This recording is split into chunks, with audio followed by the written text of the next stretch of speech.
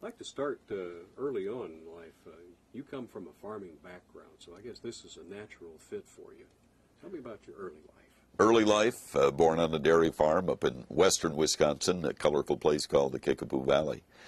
And 200 acres, only 90 of it tillable. The rest of it was straight up and down, woods and pasture. And some of the 90 we shouldn't have farmed. I tipped over too many loads of hay to say that shouldn't have been farmed. But that's where it started, and I milked cows by hand until electricity came to the farm in 1948. And that has carried me very well. I'm the 5-time Illinois State Fair cow milking champion, so once you learn how to milk cows, you never forget. But that was home for my mother and father and my sister and me. And as I say, we had 30 cows and 6 hogs and 200 chickens and a dog and 13 cats. Well, you got me beat on cats. I've got 3. Okay. What led you into broadcasting? It sounds as though farming was the natural thing for you to be doing, but something else caught your ear, I guess. Well, something else caught my ear, but something else intervened. I went to a 1-room 8th grade country school, and the summer out of 8th grade, I'm looking forward to high school because that was something that was exciting, and I was going to play basketball and do all of those things. And that summer I came down with a bone disease called Leggs-Perthes disease. And all of a sudden, overnight, my life changed. I ended up in the hospital 3 weeks, in a body cast for 6 weeks, in a wheelchair for 6 months, and on crutches for a year, and really couldn't even go to high school because we lived 6 miles from town. But luckily, I had a vocational agriculture teacher who made the trip out 3 nights a week, brought my assignments from my other teachers, and took my work back so that I didn't fall behind in school. Well, during that time, I listened to radio.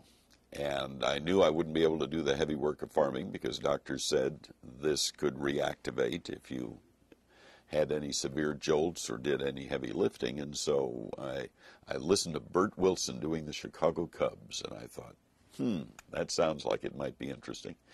And so I talked a lot to Mr. Gehring, my VOAG teacher, about it. I got back into school in my junior year, and he got me into FFA public speaking. And Mrs. Woods, my English teacher, got me into forensics and went from there and haven't quit. When did you get your first radio job?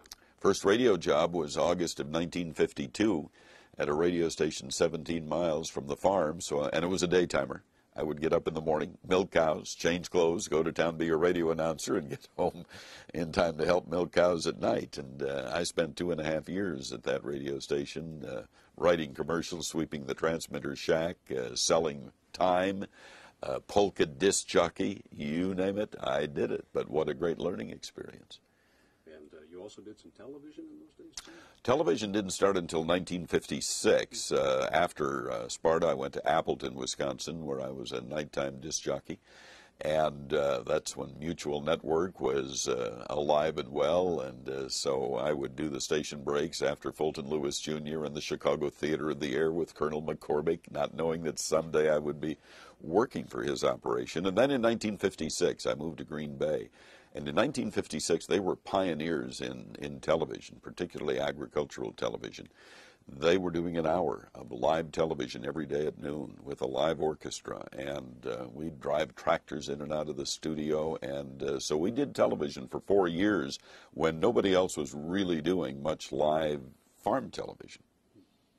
Was it 1960 that Ward Quall gave you that call to come to Chicago and get into a bit bigger of a little larger pond, so to speak? I got the call, to my amazement, because I'd been active in farm broadcasting at that point for 4 years, and there were a lot of big names in the farm broadcasting industry, WHO in Des Moines and CCO in Minneapolis, and so the call came out of the blue saying, we'd like to talk to you, and I came down to Chicago for a day thinking, well, free trip to Chicago, this is going to be fun. Thinking that it's a cutthroat market, and I didn't want to get into a place where if you made a mistake, somebody else would be there to take your place. And I spent the day at WGN, and everybody was very nice. People I'd listened to. I met Jack Brickhouse, and I met Vince Lloyd, and I met Eddie Hubbard, and all of the people, Wally Phillips, who were big names here. And at the end of the day, Ward said, I think we'd like you to come to work for us. Well, that suddenly changed the whole day, and I thought, oh, know if I want to do this. I like what I'm doing in Green Bay. I'm a big fish in a little pond. Do I want to come into this market? What was WGN's commitment to agriculture at that time? That was a long-standing basis for this organization. Must have been a big deal. It was, and yet in that period, WGN was not the number one farm station. WLS, the Prairie Farmers Station, was the number one station. I grew up listening to WLS on the farm, the National Barn Dance. And in April of 1960, they overnight fired everybody at WLS and became wonderful rock and roll WLS. And suddenly there was no competition in the Chicago market for agriculture. And WGN was doing a live program called Country Fair with a live band every day. And in August, the farm director who was here, Norm Kraft, resigned to join John Kennedy's campaign staff. And that's when the opportunity for me came. So timing couldn't have been better, because the number one farm station was suddenly not there. And here was this station that had been in the shadow of WLS, but now suddenly the only game in town. So timing was everything. What was it like coming from Green Bay into really a regional, practically a national audience here at WGN? It was scary. It was a situation where you hoped you didn't make a mistake. But it was also a situation where everybody was as helpful as could be. Holland Engel, who was a newscaster and was on the Mutual Network, was here, filled in from the time that the farm broadcaster left and I came in. And Holland was as helpful as could be. And so the intimidation quickly left. And Ward Quall made it a lot easier, because when I came to work, he said, just 2 or 3 rules, Orion. He said, first of all, I hired you to be my farm director. And if you think you need to be in Dallas, Texas tomorrow, and Washington, D.C. the next day, and Billings, Montana the day after to do what I want, which is the best agricultural show in the country, then you make that decision. You don't come to me. And the other thing he said was, just remember, WGN always does it first class. And we want to maintain that reputation. It's one we've worked to establish. And so he said, those really are the 2 guidelines that I want you to follow. Now, you couldn't ask for anything better than that. Who did you conceive your audience to be, or audiences? Initially, I conceived the audience, my primary reason for being on the air, the producers, the farmers and the ranchers, and at night, with 50,000 watts of clear channel, we covered 28, 29 states at night, and we would actually do some livestock reports at night, because the Chicago Stockyards was in full force at that time. And so at midnight we'd start reporting the livestock arrivals. It would give us an idea of how many cattle and hogs would be on the market the next day, and might give us an idea of the price trend. So primary audience was the agricultural audience. Didn't take long, however, to realize that you don't want to and cannot ignore the urban audience, which, with WGN being number one in listenership, was a sizable audience.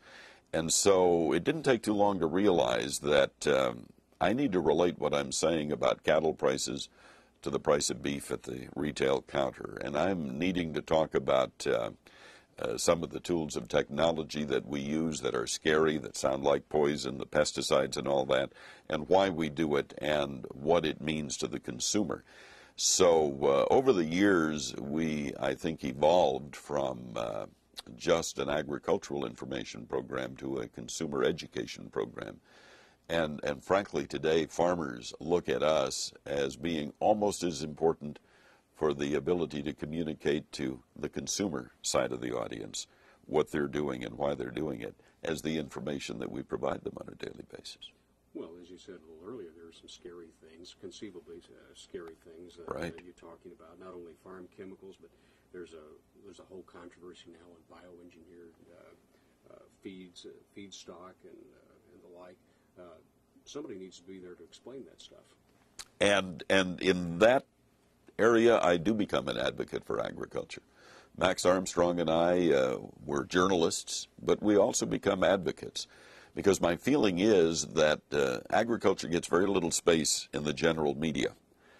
And when it does get attention, it's foot and mouth disease, mad cow disease, food prices going sharply higher, milk prices are going up, and all of this sort of thing. And so I don't mind being an advocate for agriculture because we're explaining a side of it that doesn't get explained in general media. Today, for example, you brought out a subject I never really gave much thought to, but sod has got to come from someplace, and there obviously is a market for it and someone to produce it, so you gave that a pretty good explanation. Well, we tied it into a field day that has attracted people from at least 5 states in our coverage area, and so we know they're there covering it. But again, relating to city folks, the fact that it is an agricultural product, just like landscaping and cut flowers and the fresh fruits and vegetables that come from fields and orchards here in the Midwest. And very often we don't think of that as agriculture because we're corn, soybeans, cattle, and hogs and milk cows. And so we try to call attention to the fact that there is a huge agricultural community out there that contributes a lot to the gross domestic product and that accounts for about 22% of all the jobs in the United States. And in Illinois, it's the top, isn't it? We are an extremely important state in exports because of the corn and soybeans we produce. Nearly half of those crops are exported outside the United States, which is why now on radio and in our television show we'll make 2 or 3 trips outside the United States with camera crews to look at how they produce rice in Vietnam and how they buy corn and millet in Indonesia.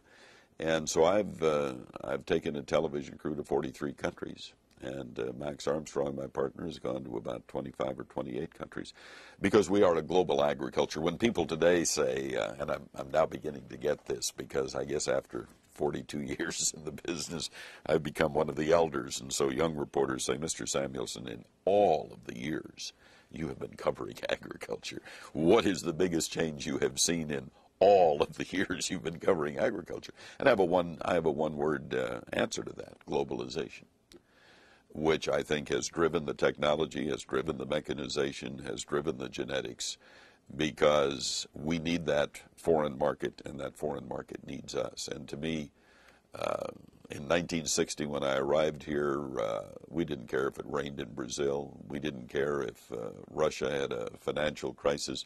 We didn't talk about population explosion in China.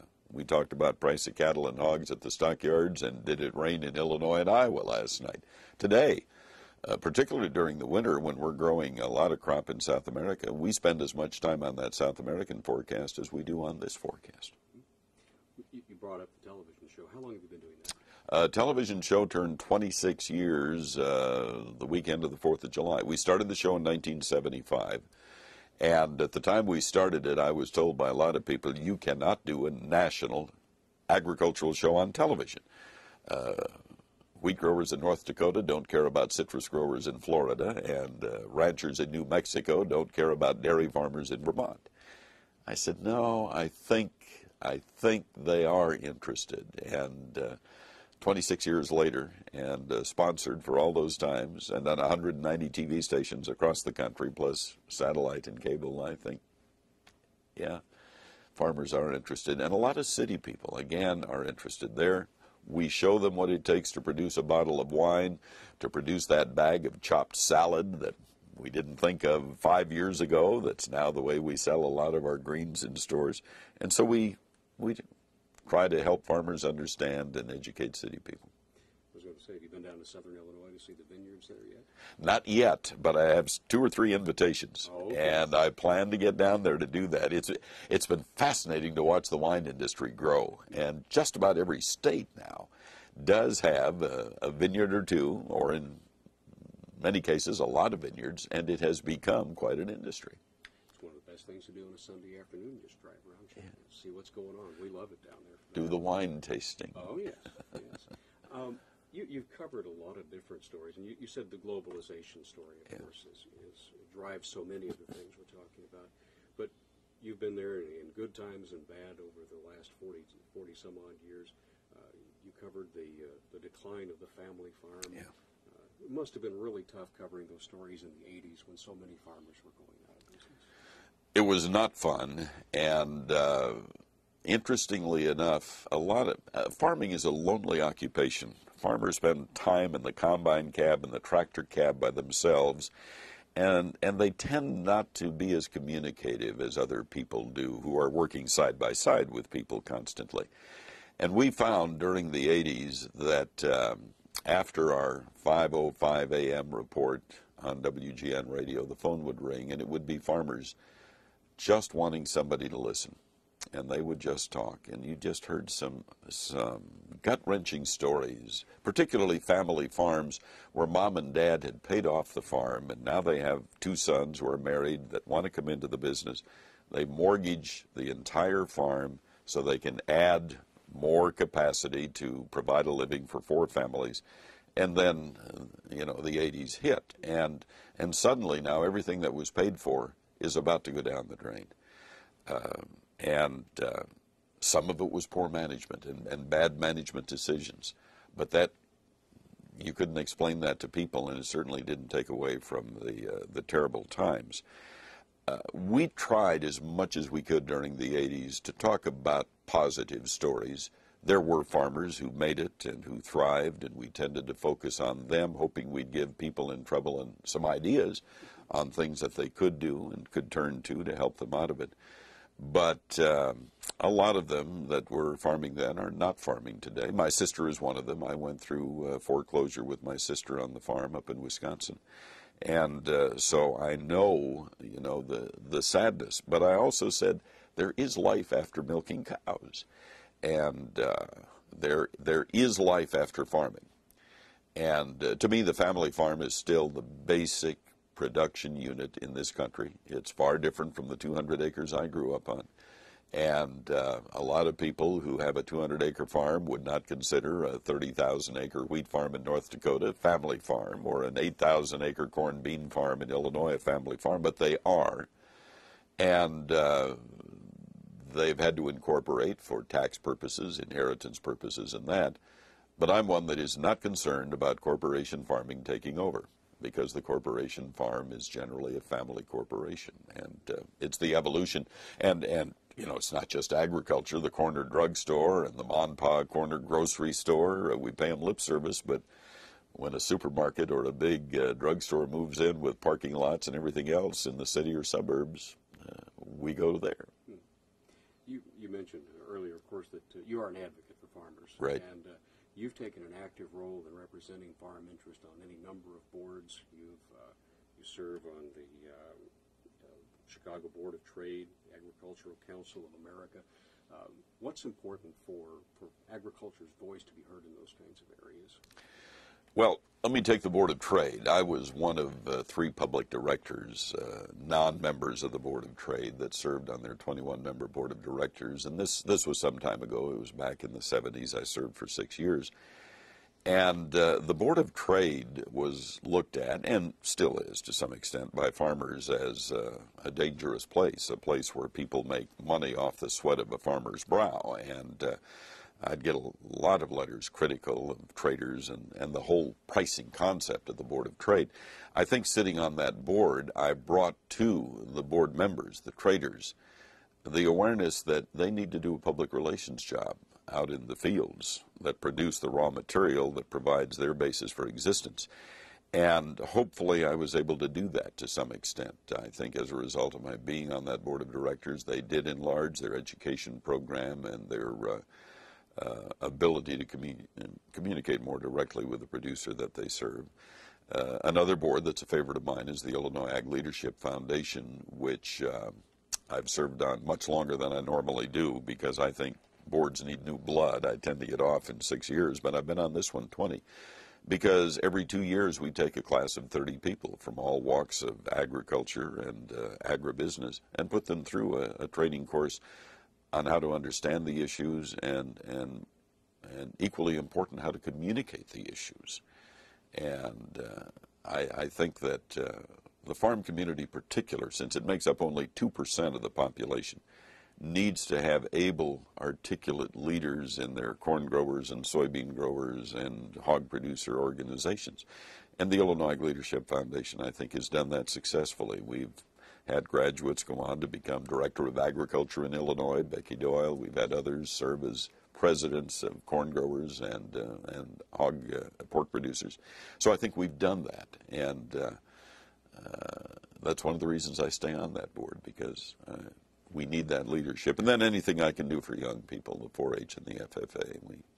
I was in both 4-H and FFA, so we try to be active in those areas. You're also active in church activities, I read, in the Lutheran Church. Yes, and at one point in my life, as a matter of fact, in Appleton, Wisconsin, I had an automobile accident and was laid up for 3 months, and my pastor would call on me in the hospital quite often, and I almost became a minister. I almost went into the ministry, and then I decided, well, that would mean another 4 to 6 years of school, and at that stage in my life, I didn't think I wanted to do that, so I thought I'll become the best layman that I can be. And then my 2 children were adopted through Lutheran Social Services. So I have a lot of give back due there, and so I serve on the Cornerstone Foundation, which is a fundraising arm for Lutheran Social Services, which is the 3rd largest provider of social care in the state of Illinois after the state and Catholic social services.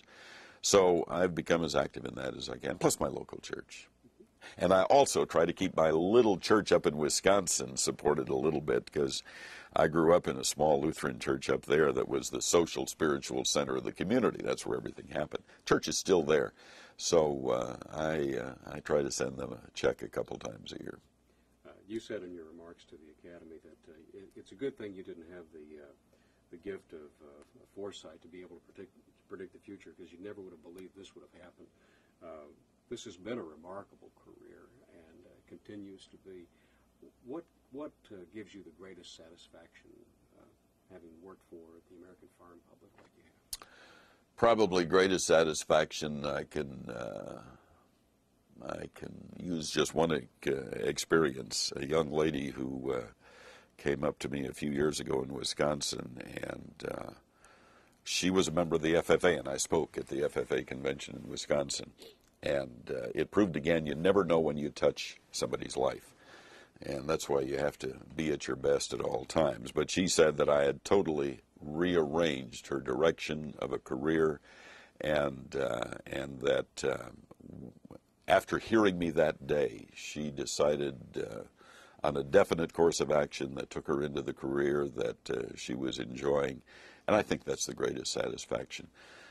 The best compliment I get is when people say, you're in our house every day at noon. And you know, those of us in broadcasting, I think, have egos that are a little bigger than normal. And I think part of the ego satisfaction is being recognized, whether it's in a store or in a taxi cab or out in the farm or the country. And I totally enjoy that. But watching people succeed and thinking and realizing that every day when I go on the air, I do have the ability to change minds. And that can be scary, but it also says you need to measure what you say and how you say it. And so I try to be a positive voice. I don't believe in being alarmist or that sort of thing. And by being a positive voice, hopefully give people who are facing difficult times some ideas and some hope for the future. It's quite a responsibility when you sit down and think about it. It really is, because we know we have about 750,000 people listening during the noon show out over a 7-state area. And the realization that what I say today, yes, may help them decide to sell corn or soybeans or to get hogs ready for market, but at the same time may change their mind on the direction of farm policy that they want to talk to their congressman about, or things like that. And that's why we try to tell both sides of every story. Although I realize there are 3 sides. There's yours, there's mine, and somewhere in the middle there's a truth. And when we editorialize, then I say, I'm on the soapbox, or this is Samuelson Says. And I do my editorial. I end my TV show with an editorial every week, and I do a weekly radio editorial. But I want to make sure they understand this is what I'm thinking. expect you to agree with me, but I want to stimulate your thinking to realize there is perhaps another side to look at on this issue. What would you recommend to young people thinking about a career in agricultural communications? Well, first of all, I recommend to anybody, I don't care what they're going to do, to take some courses in communications, because I'm prejudiced, I've made my living at it, but you can be the world's greatest inventor, the world's greatest scientist. If you can't communicate what you're doing to other people, then nothing happens. So I advocate communications courses for everybody.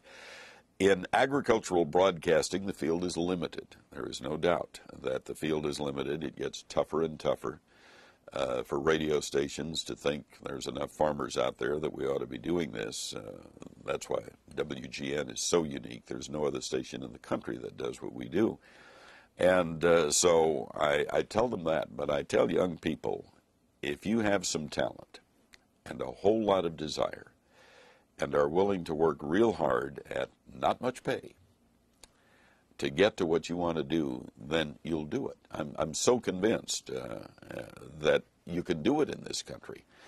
And my kids can recite probably thousands of times when they heard me say, find something you like to do so much you'll do it for nothing, and then do it so well you'll get paid for it. And I see the need for agricultural communicators continuing, maybe not on radio, but certainly with the internet and with all of the public relations firms that are out there.